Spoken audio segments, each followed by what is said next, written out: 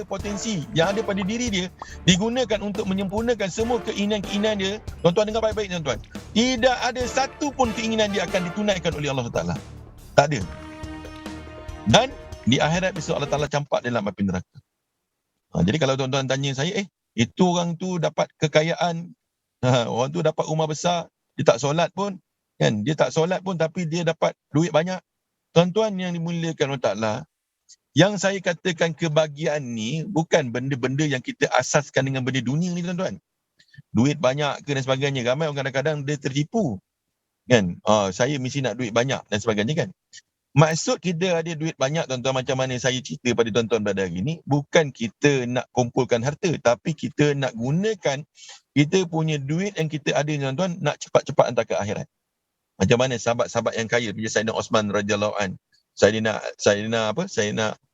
Abdul Rahman Auf radhiyallahu an, ni semua orang kaya tuan-tuan. Tapi untuk diri dia tuan-tuan, untuk diri dia, pakaian dia, kasut dia amat berhati-hati. Tapi untuk infak, untuk sedekah tuan-tuan, memang gila-gila dia akan buat. Macam kita kalau kita kaya tuan-tuan, kita ni terbalik. Bukan tuan-tuan lah, mungkin saya kan. Kalau pada diri kita ni akan kita fikir makanan yang terbaik. Kita akan fikir pakaian kita mesti pakaian yang terbaik. Nak LV, kasut mesti nak LV. Duit banyak, kereta kita mesti nak kereta yang hebat-hebat. Tapi kita tak sadar bahawa ada jiran kita yang lapar tak makan. Itu tak kisah, kita tak kisah. Kita tak nak orang kaya macam ni tuan-tuan. Jadi tuan-tuan ini mula taklah, hari ni, apakah keinginan Allah Ta'ala pada diri saya? Yang saya kena sempurnakan. Kalau keinginan kita banyak kan? Keinginan kita tulis berapa kertas pun tak cukup. Pagi ni, kita nak fikir apakah keinginan Allah Ta'ala pada diri saya. Apa tuan-tuan? Keinginan Allah Ta'ala. Allah nak apa daripada kita? Saya dalam kereta sebenarnya ni. Hujan kan? Okay. Apa tuan-tuan? Keinginan. Apa Allah nak daripada kita? Tuan-tuan yang dimulai Allah Ta'ala bagi satu ayat Quran begitu jelas. Allah Ta'ala bagi tahu apa tuan-tuan? Wa ma khalaqtul jin wal insa illa liya'budun. Tidak aku ciptakan jin dan manusia hanya semata-mata untuk beribadat kepada aku. Inilah maksud pertama tuan-tuan Allah Ta'ala cipta kita di atas muka bumi ni. Tetapi berapa ramai tuan-tuan hari ni orang yang datang ke dunia ni atas maksud perkara ini. Tuan-tuan, saya berada di Cyberjaya. Saya tak kata semua orang Cyberjaya macam saya nak sampaikan ni lah. Cuma ini atas kerisauan saya. Atas kerisauan dan kebimbangan saya lah. Jadi kalau tuan-tuan tengok di kawasan ni tuan-tuan, semua orang duduk, kebanyakan orang duduk dalam kondo. Saya baru-baru ni tuan-tuan, saya pergi di satu komplek kondo. 1960 unit rumah. 80% orang Islam. Azan subuh dilaungkan. Ada 5 orang. Ada satu hari tu saya tengok ada 1 orang yang solat subuh di surau dia. Surau dia besar. Surau dia boleh isi, kalau tak ada penjarakan lah. Besar surau dia. Boleh isi lebih kurang 200 ke 300 orang kalau tak ada penjarakan. Besarnya surau dia. Jadi tuan-tuan yang dimuliakan oleh Allah Ta'ala, Allah datangkan kepada kita ni untuk tak perintah Allah. Tapi kenapa ramai yang tak taat? Ramai yang tak datang solat berjemaah dan sebagainya. Dia begini tuan-tuan. Ulama kata, wa ma khalaqtul jin wal insa illa liya'rifun. Liya'budun atau liya'rifun, iaitu kita hidup di atas muka bumi ni tuan-tuan untuk belajar, untuk kenal dengan Allah. Sebab bila kita kenal dengan Allah, barulah kita akan rasa takut, kita akan rasa nak mentaati perintah Tuhan ataupun Tuhan kita. Sebagai satu contoh macam ni lah, sebagai satu contoh. Saya ni adalah supir lah, saya ni pemandu lah. Pemandu kepada Datuk Anan lah contohnya kan. Bos saya Datuk Anan contoh kan. Kalau betul pun tak apa. Kan? Maknanya saya ni siapa? Saya ni supir. Saya sedar tak siapa saya ni? Saya ni supir, saya ni pemandu. Gaji saya sebulan 2,000 Datuk Anan bagi. Kemudian tuan-tuan, saya pergi rumah Datuk Anan. Saya tengok pagi-pagi, tengok Datuk mungkin tengah tidur lagi. Saya sampai awal pukul 6.30. Kan sampai awal pukul 6.30, pukul 7 saya dah sampai. Biasanya Datuk pukul 7, 7.30 baru jalan nak pergi pejabat. Jadi saya sampai pukul 6.30 awal. Jadi saya pun pergi ke dapur. Saya tengah laras, belum sarapan sebab pagi-pagi dah keluar daripada rumah. Saya belum sarapan lagi. Jadi saya pun pergilah kat dapur. Tanya dekat pembantu rumah, dia kata mana air panas, mana kopi. Dia kata situ ada air panas. Saya pun masak air panas. Saya pun buat kopi lah. Kopi 3-in-1 ke apalah kan. Jadi masa saya masukkan kopi, masukkan gula, masukkan air panas, saya pun kacau. Saya tengok ada biskut, ada roti dalam hati. Alhamdulillah lah. Ini dapatlah kita alas perut. Sebab kadang-kadang bila kita dah bawa datuk ni, bukan tahu dia punya jadual dia macam mana kan. Meeting tak dekat mana dan sebagainya. Jadi kadang-kadang menyebabkan saya punya sarapan kadang-kadang pukul 10, pukul 11. Contohnya macam tu lah. Jadi saya pun okey lah, hari ni saya nak sarapan lawan lah. Saya pun masukkan air panas tuan-tuan. Saya pun kacau baru 2 kali. Tiba-tiba nama saya dipanggil oleh Datuk Anan. Dia kata, Amin, kita jalan sekarang. Saya hari ni ada mesyuarat penting kat Johor Bahru. Saya nak gerak sekarang awal kan pukul 10 dah kena sampai Johor Bahru. Ketika saya dipanggil oleh bos saya tuan-tuan, Tuan Hanan kita tadi tu, Datuk Hanan, saya nak tanya tuan-tuan, kopi yang saya buat tadi saya sempat tak minum? Sempat tak saya minum tuan-tuan? Agak-agak lah. Sempat tak? Tak sempat, bos. Pasal tak sempat pula, aku punya sukalah nak minum kopi. Aku lapar. Masak kan? Saya tuan-tuan, sebab saya kenal. Saya ni supir. Saya ni pemandu ke bos-bos saya. Yang panggil ni siapa ni? Yang panggil ni siapa? Bos saya tuan-tuan. Kalau saya tak pergi, sama ada saya kena maki ataupun hari tu saya kena buang kerja. Habislah gaji 2,000 saya. 2,000 saya nak bayar sewa rumah 500. Saya nak bayar kereta ganjil saya 300. Saya nak bayar anak-anak sekolah 500-600. Jadi saya hilang mata pencarian saya. Tuan-tuan yang dimuliakan Allah Ta'ala, kita kenal kita ni adalah pemandu, yang panggil kita adalah bos. Tuan-tuan yang dimuliakan Allah Ta'ala, Allah panggil kita Allahu Akbar, Allahu Akbar, tuan-tuan. Allah kata, marilah sini, dia kata. Marilah ke masjid. Ini tempat rahmat Allah SWT. Allah kata, mari sini. Engkau ni aku yang cipta engkau. Aku yang hidupkan engkau. Aku yang bagi nyawa kepada engkau. Aku yang kelip kat mana kepada engkau. Aku yang bagi rezeki kepada engkau. Tuan-tuan, orang tak datang, tuan-tuan.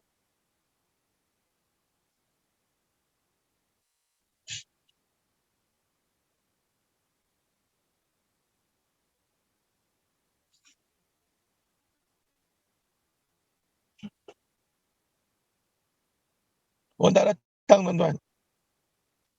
6 kali Allah panggil. Allahu Akbar. Allah kata, aku yang maha besar. Tidak ada lebih besar daripada aku. Aku yang menghidupkan. Aku yang mematikan. Allahu Akbar sekali lagi. Allahu Akbar. Sabarnya Allah, tuan-tuan. Tak datang, tuan-tuan. Allah terus bagi oksigen. Allah terus bagi sedap. Dia boleh rasa masin dalam makanan dia. Dia minum kopi, rasa kopi. Allah bagi rezeki. Allah bagi selamatkan perjalanan dia pergi pejabat. Allah selamatkan dia, tuan-tuan, pergi pejabat. Mudah-mudahan nanti, Zuhur nanti kalau ada orang panggil macam tu juga dia datang. Zuhur, tuan-tuan, azan lagi. Allahu Akbar, Allahu Akbar. Marilah sini. Hayya ala solat. Di sini, solat di sini, solat di sini. Solat di mana tempat azan dilaungkan. Azan dilaungkan, tuan-tuan. Solat bagaimana Rasulullah SAW solat. Rasulullah SAW tidak pernah solat. Solat yang fardu, tuan-tuan, dekat rumah. Nabi tak pernah buat, tuan-tuan. Yang buat ni kita je. Di zaman Rasulullah SAW, tuan-tuan, orang yang munafik pun solat dekat masjid. Kita dengar kisah tu.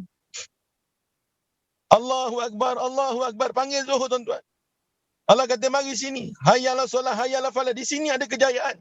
Di sini ada kejayaan. Di tempat lain tak ada kejayaan. Siapa yang kata, tuan-tuan, bukan Bilal, Allah yang bagi tahu. Allah bagi tahu, tuan-tuan. Itu anak kau, aku yang bagi. Isteri kau tak lari daripada rumah tu, aku yang bagi. Aku yang buat begitu supaya hidup kau bahagia, suami isteri. Walaupun isteri tak tutup aurat. Tapi tetap aku bagi kebahagiaan. Tetap boleh beli rumah. Tetap boleh beli kereta. Tetap boleh bagi makan. Itu semua aku yang bagi. Siapa bagi, tuan-tuan? Allah yang bagi. Datang tak, tuan-tuan Zuhur? Dia tak datang juga. Allah teruskan, tuan, bagi nikmat. Bagi kehidupan. Bagi terus ada kalimah la ilaha illallah. Kan? Kaki dia masih lagi boleh berjalan. Telinga lagi masih boleh mendengar. Mata lagi masih boleh berkelip. Mudah-mudahan nanti, asar nanti dia datang. Asar nanti, tuan-tuan, diseru lagi. Allahu Akbar, Allahu Akbar. Marilah sini. Marilah ke masjid. Tapi semua manusia begitu sibuk, tuan-tuan.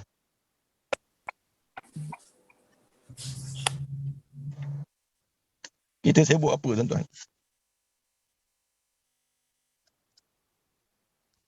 Apa yang kita sibukkan?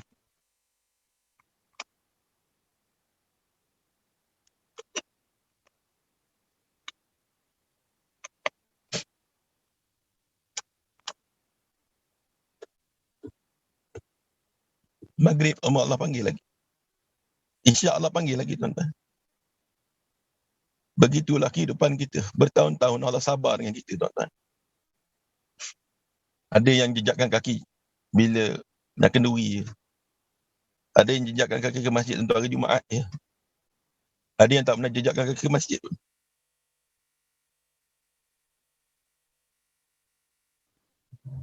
Allah Ta'ala, tuan-tuan, maha memberi rezeki. Wa ma min dabatin fil ard illa Allah rizquha wa ya'lamu mustaqarraha wa mustaudaha fi kulli kitabim mubin. Tidak ada satu benda yang bergerak selain mana rezeki dia aku yang bagi, Allah kata. Tapi solat, tuan-tuan, perintah yang paling agung yang Nabi Muhammad SAW tidak mendapat perintah tu daripada Jibril.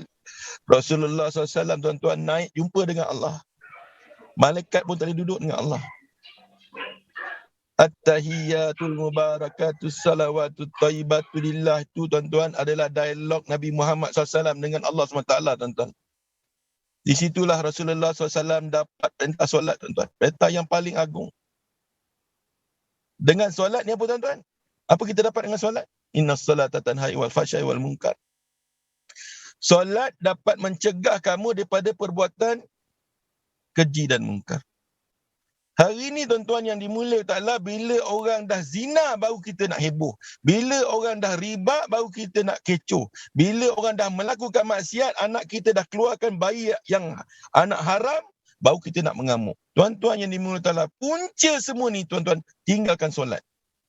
Cara Nabi Muhammad SAW. Bukan solat kat rumah, solat kat masjid. Solat kat rumah tu boleh belum dikira solat lagi, tuan-tuan. Walaupun dari segi fiqahnya cukup. Rasulullah SAW kata dalam hadis lain, dia kata, aku ni mempunyai satu keinginan, aku nak bakar, aku nak ngumpul, aku nak panggil semua pemuda-pemuda ni, aku nak panggil mereka kumpulkan kayu api, aku nak pergi bakar rumah-rumah orang yang lelaki. Orang lelaki, tuan-tuan, bukan perempuan. Lelaki-lelaki yang solat di rumah. Jadi, tuan-tuan, bila kita meninggalkan sunnah Nabi, solat ni, tuan-tuan, dengan cara Nabi, duduk di masjid, tak kisahlah, tuan-tuan, nak SOP ke, nak penjarakan ke. Tuan-tuan, yang paling penting, tuan-tuan, kita jangan reda je, tuan-tuan, benda yang berlawanan dengan sunnah ni. Kita dah terpaksa nak buat macam mana. Kita bukan kerajaan. Kan nak kena denda 10,000, 20,000, kita pun tak ada duit. Kita duduk semayang, tuan-tuan. Macam mana kaedah tari pun. Walaupun hati kita tidak reda, tuan-tuan, tengok semayang jarak-jarak macam tu. Tak apa. Kita pergi, tuan-tuan. Bila kita solat, tuan-tuan, Allah Ta'ala akan cegah kita. Allah Ta'ala akan jaga kita daripada perbuatan fahsyat dan munkar. Bila kita tak jaga solat, tuan-tuan, maka umat mempunyai potensi untuk melakukan maksiat. Tuan-tuan yang dimuliakan Allah Ta'ala, tuan-tuan mungkin tak pernah kena gempa bumi.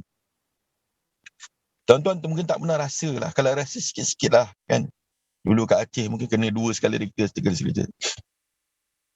Tuan-tuan tanya isi saya, tuan-tuan. Tanya isteri saya dengan anak perempuan saya yang mengajar hari Jumaat. Tuan-tuan tanya dia. Anak saya mengajar hari Jumaat, kan? Cikgu Anis. Isteri saya Puan Zuriati. Kita berada di tingkat 3, tuan-tuan.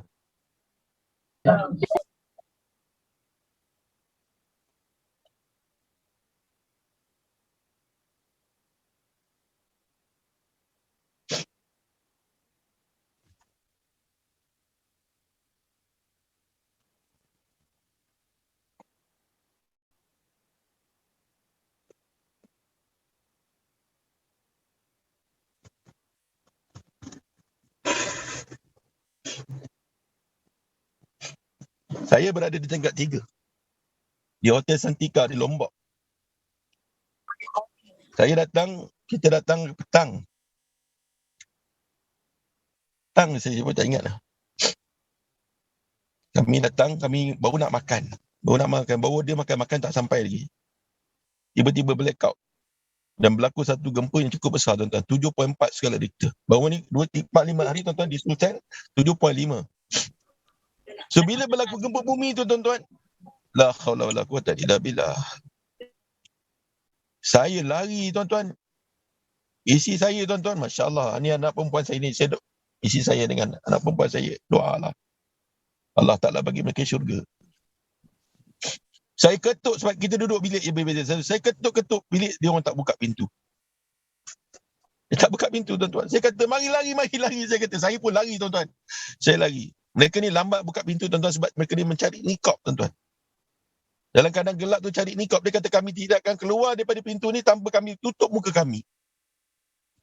Masya Allah. Pasal ni lah kita nak tengok kita ni ada iman tak ada iman, tuan-tuan. Mudah Allah Ta'ala terima saya menyiksi dengan anak saya.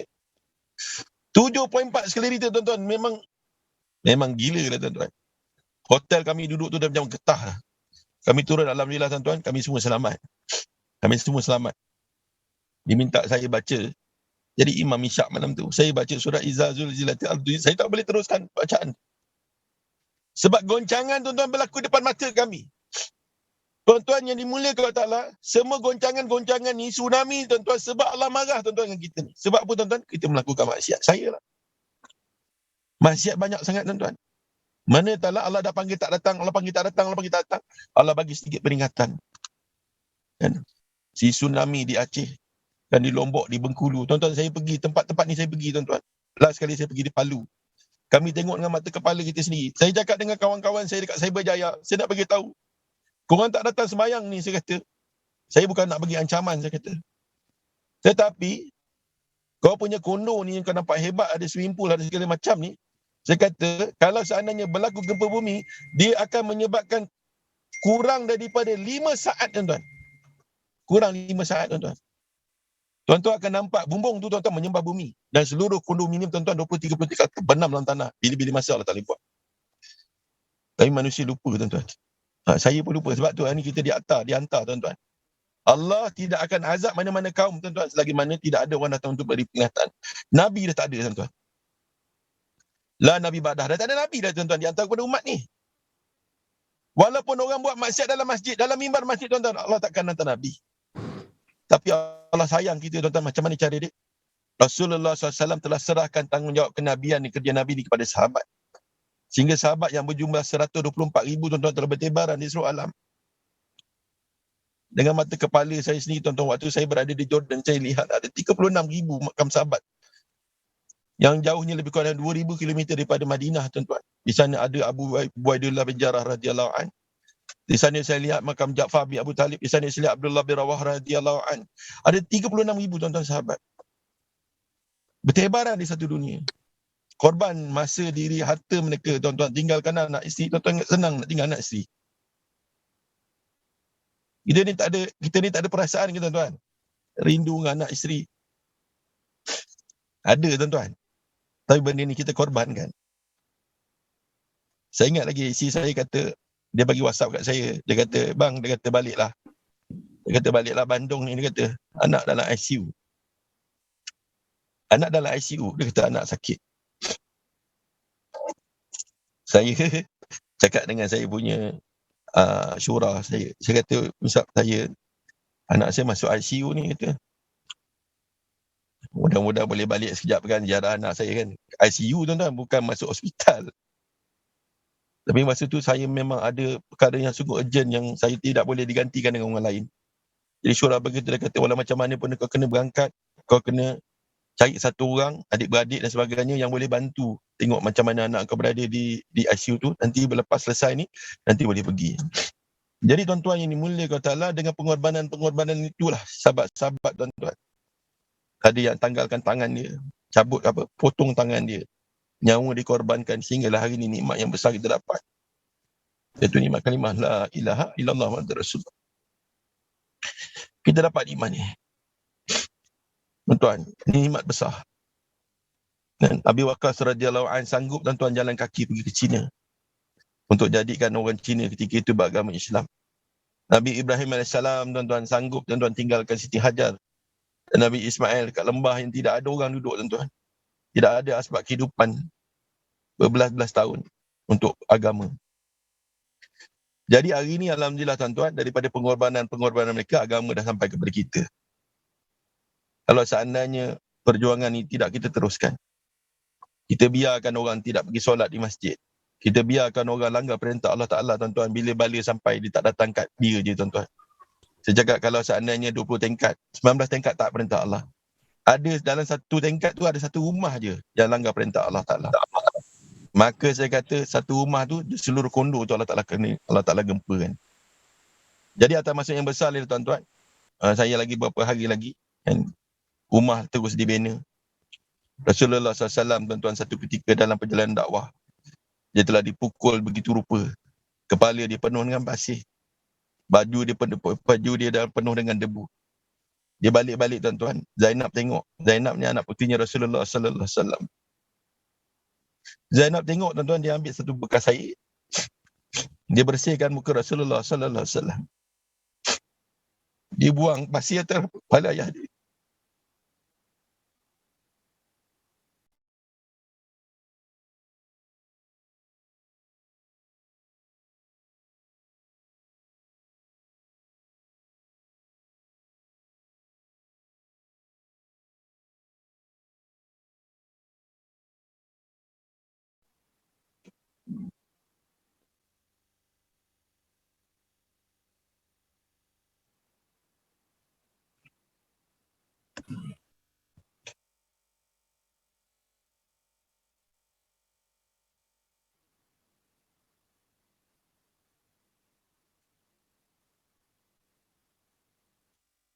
Rasulullah SAW kata dengan anak dia, wahai anakku.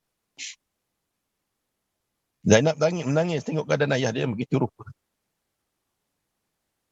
Bagi orang Arab, tuan-tuan, kalau satu orang ni kena campak pasir atas kepala tu, seolah-olah macam terhina sangatlah. Orang buli kita sampai tahap macam tu teruk sangatlah, tuan-tuan. Mana letak pasir atas kepala. Zainab nangis tengok ayah dia macam tu. Rasulullah SAW beritahu dengan Zainab. Dia kata, wahai anakku, janganlah kau bersedih hati. Sesungguhnya agama yang bapa kau bawa ni akan masuk di setiap bandar-bandar dan desa-desa, di kampung-kampung, di setiap penjuru rumah, di setiap penjuru dunia, di rumah-rumah batu, di rumah-rumah kayu. Semua, tuan-tuan, akan dapat agama Islam ni. Jadi, tuan-tuan yang dimuliakan Allah, hari ini Nabi Rasulullah SAW dah wafat. Di Cyberjaya, di Putrajaya, tuan-tuan, kondominium terus dibina. Siapalah, tuan-tuan, nak bawa agama masuk dalam rumah mereka?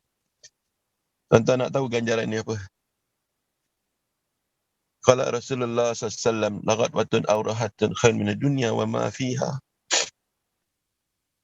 Sepagi atau sepetang, kita bawa manusia kepada Allah SWT.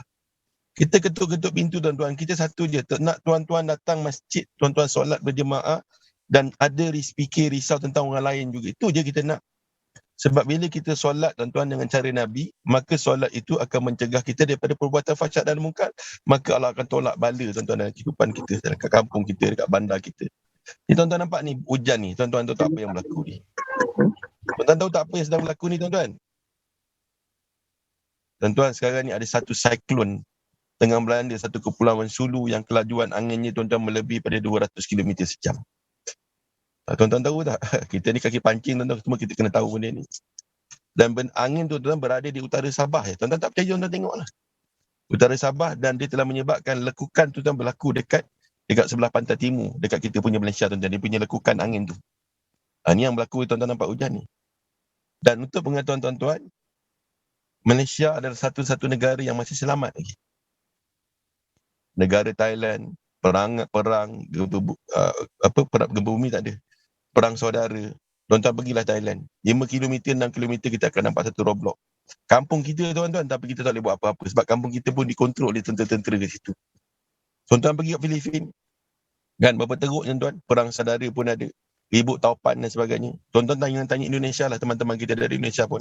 Yang baru ni di Gunung Semeru telah berlaku letupan gunung berapi. Dan tuan-tuan tengok debu dia telah menutup beberapa kampung, tuan-tuan. Debu dia menutup beberapa kampung. Tanyalah tuan-tuan pada Pak Pangeran dalam salah seorang daripada investor kita dalam tim ni. Dan 2-3 hari lepas, tuan-tuan, susah. Malaysia ni, tuan-tuan, ni masih selamat lagi. Tuan-tuan tahu tak kenapa? Tuan-tuan jangan ingat kerana kita banyak kiai, tuan-tuan. Indonesia pun banyak kiai. Tuan-tuan jangan cakap dengan Malaysia ni, tuan-tuan, kita ada banyak ulama. Di Malaysia, tuan-tuan, ada. Tak, tuan-tuan. Sebenarnya Allah sedang tunggu untuk kita bertaubat. Allah tunggu je, tuan, untuk kita bertaubat. Untuk kita kembali balik ke jalan yang benar. Untuk kita memenuhkan masjid-masjid kita, tuan-tuan, seperti Masjid Nabawi zaman Nabi Muhammad SAW, 100% lelaki akhir balik dapat semayang berjemaah. Hingga orang munafik pun semayang di minyak di masjid. Jadi, tuan-tuan ni, tuan-tuan, sampai bila Allah nak tunggu kita? Sampai bila Allah nak sabar, tuan-tuan, dengan kita? 10 tahun, 20 tahun, 30 tahun, 40 tahun. Jadi inilah, tuan-tuan, maksud kami keluar di jalan Allah Ta'ala. Ni bukan nak jadi orang tablik, tuan-tuan. nak fikir risau, nak belajar-belajar risau, tengok bagaimana umat ni jauh daripada agama. Mereka tidak menyadari tuan-tuan kalau seandainya berlaku kemarahan Allah SWT. Di dunia masih okey lagi tuan-tuan. Di dunia ni masih okey lagi. Di dunia tuan-tuan, kalau seandainya Allah marah kita tuan-tuan, Allah datang ke bumi, Allah letakkan satu tiang pokok yang besar 4 kita, sekongkong mati boleh sebut Allah tuan-tuan. Kan? Mati tuan-tuan, kalau kita sebut Allah lah. Kan 4 kena 4 pokok, sebut Allah kita mati, kita berjaya. Tapi kita paling takut tuan-tuan, yang paling saya takut adalah kemarahan Allah Ta'ala dekat hari akhirat tuan-tuan. We cannot go anywhere. Boleh pergi mana-mana. Sebab tu kalau tuan-tuan tengok tuan-tuan, apa yang berlaku dalam surah Sejadah yang kita baca setiap hari Jumaat. Penyesalan orang bila dah sampai ke akhirat. Apa dia kata tuan-tuan? Dia kata Rabbana absarna wa sami'na farji'na na'mal salihan inna muqinun. Apa tuan-tuan? Maknanya tuan-tuan, apabila dia dah tengok kesengsaraan, pekikan orang dekat padang mahsyar tuan-tuan, ketika itu dia cakap apa dengan Allah? Ketika itu apa tuan-tuan? Dia dah masuk dalam kubur tuan-tuan, dia dah tengok as-suja' al-qura yang akan mematuk orang yang tak solat, yang main-main dalam solat. Kan? Solat pukul 1, dia kata nanti pukul 2 nanti dia nak solat. Ni perempuan ni kena dengar baik-baik saya punya cakapan ni. Nasihat saya ni. Perempuan biasa macam tu.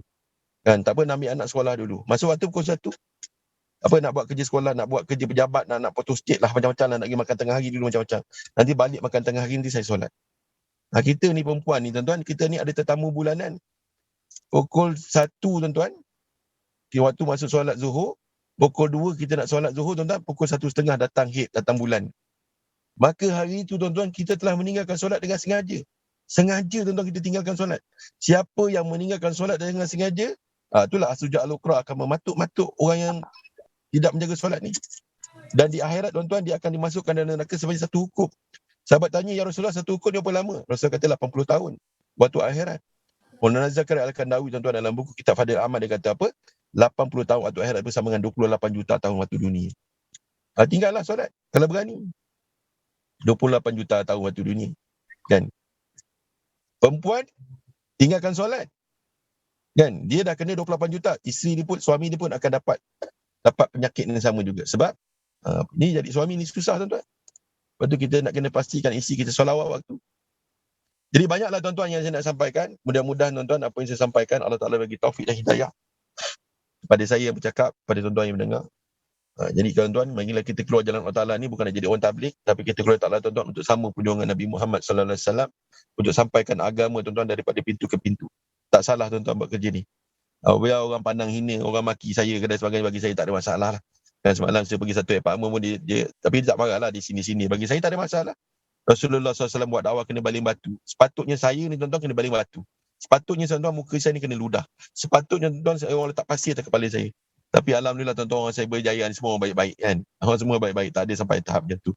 Jadi insyaAllah tuan-tuan, kan, tuan-tuan ada masa diri harta. Kerja ni kerja siapa tuan-tuan? Semua orang yang nak mati ada kalimah. Semua orang yang nak mati dalam keadaan beriman. Semua orang nak mati nak jumpa dengan Rasulullah SAW tuan-tuan, dia kena buat kerja ni. Dia kena buat kerja ni. Sebab inilah bukti. Rasulullah SAW, tanda kita sayang Rasulullah SAW. Sahabat-sahabat akan tunjukkan tangan yang terpotong, kepala yang terputus berada di jalan Allah, nak tunjuk kepada Rasulullah, ya Rasulullah, inilah telah aku korbankan untuk agama. Hari ini tuan-tuan dan ta'ala, kalau kita duduk kat akhirat, duduk kat padang mahsyar, jumpa dengan Rasulullah SAW, kita nak tunjuk apa tuan-tuan dengan Nabi Muhammad SAW, nak bagi tahu dengan Rasulullah, ya Rasulullah, akulah umat kau. Jadi mudah-mudahan tuan-tuan apa yang saya sampaikan, Allah bagi taufik dan untuk saya untuk amal sampaikan. Jadi mudah-mudahan tuan-tuan yang dengar ni, kan, tuan-tuan yang dengar ni, tuan-tuan dekat akhirat besok tuan-tuan jangan tuntut dengan saya. Saya dah sampaikan dengan tuan-tuan. Dan boleh tak tuan-tuan jangan tuntut. Ni Haji Amin tak pernah ajak saya dulu. Jangan tuan-tuan. Boleh tuan-tuan insya-Allah. Jadi saya serahkan balik kepada Cikgu Anan kita. Saya minta maaf lah, hari ni mungkin nak cerita berniaga dan sebagainya, dah cerita lain ni kan. Jadi bagi saya inilah nasihat-nasihat yang penting sebagai kata orang tu pengetua dalam Elite Academy, dalam founder dan sebagai Elite Academy. Saya nak tuan-tuan bukan sekadar berjaya dunia jadi tawan. Alhamdulillah saya pun jadi B5 juga kan. Bukan bagi kita gini-gini tuan-tuan, kita nak jadi orang miskin. Saya pun alhamdulillah capai B5 dalam tempoh 5 bulan dalam bisnes ni. Jadi tuan-tuan boleh usaha perkara yang sama. Dunia kita usahakan seolah-olah macam kita nak hidup 1000 tahun. Akhirat pun kita usahakan tuan-tuan seolah-olah kita nak mati esok. Wabillahi taufiq wal hidayah. Assalamualaikum warahmatullahi wabarakatuh.